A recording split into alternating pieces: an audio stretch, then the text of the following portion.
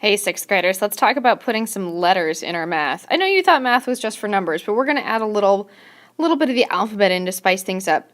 So let's check this out. So what's the length of one side of this square? Well, let's see. I've got 1, 2, 3. All right, so the length is 3.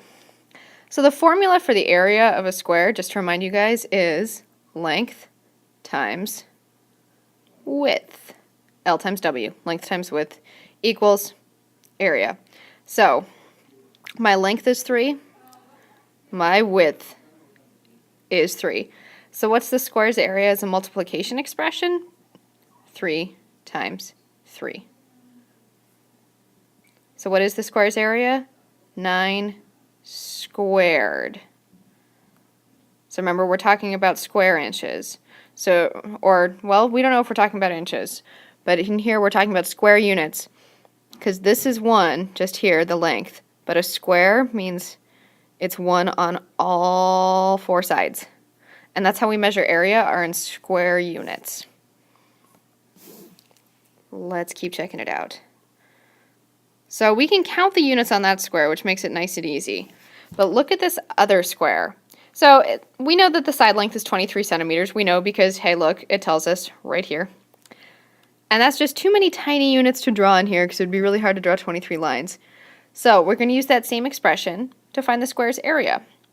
So we know that area equals length times width. And so, here we happen to know that our length is 23. And we know that our width is 23 too, since squares are equal on all 4 sides. So then, whatever 23 times 23 is, let's see. 20 times 20 is 400, and 3 times 3 is 9, so 409 is the area of our square. Let's keep going. All right, on the top of page 2, I want you guys to fill out this table based on these 2 squares. This should only take you a minute or 2. Once you finish this table, raise your hand. Do not go on until I have seen your work and checked you off to go. So this example asks us what the letter B represents. How many centimeters is B? Well, we know that this side of the rectangle is 8 centimeters. And we know that rectangles have 2 sides that are exactly the same. So B equals 8 centimeters. Now, even though it says with a partner, I want you to work on this on your own. So the second rectangle up here is divided into 4 equal parts. That means all 4 parts are the exact same size. So what does X represent? X is right here. So this is 4 centimeters here. How many centimeters is X? Go ahead and raise your hand when you think you have an answer for me.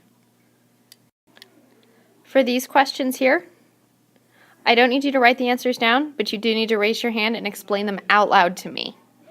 So I want to make sure that your math thinking is on track. So once you've thought it through, go ahead and raise your hand, and I want to hear what you're thinking about.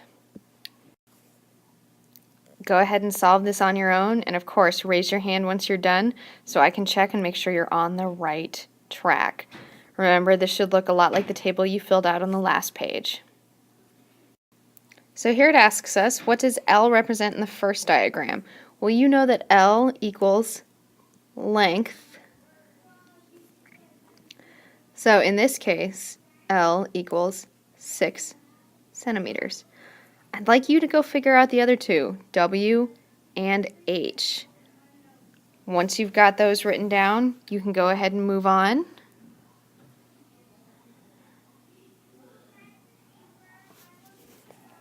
So you should have had W, width, and that's 2 centimeters, and H equals height. And let's see, height is going to be 8 centimeters.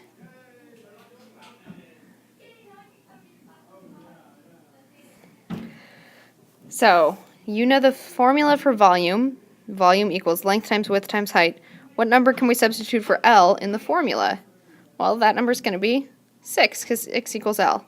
So now we have V equals 6 times W times h. What other number can we substitute for the L?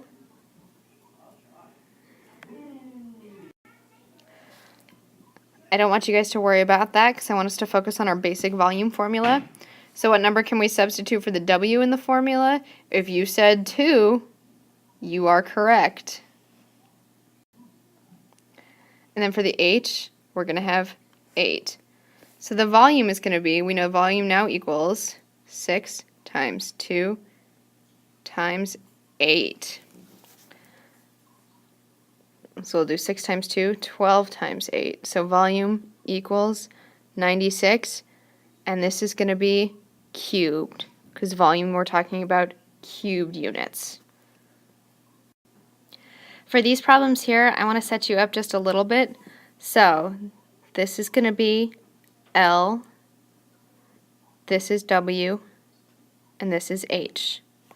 Same down here, length, width, height. All right, show me what you got. Raise your hand when you're ready for me to take a look.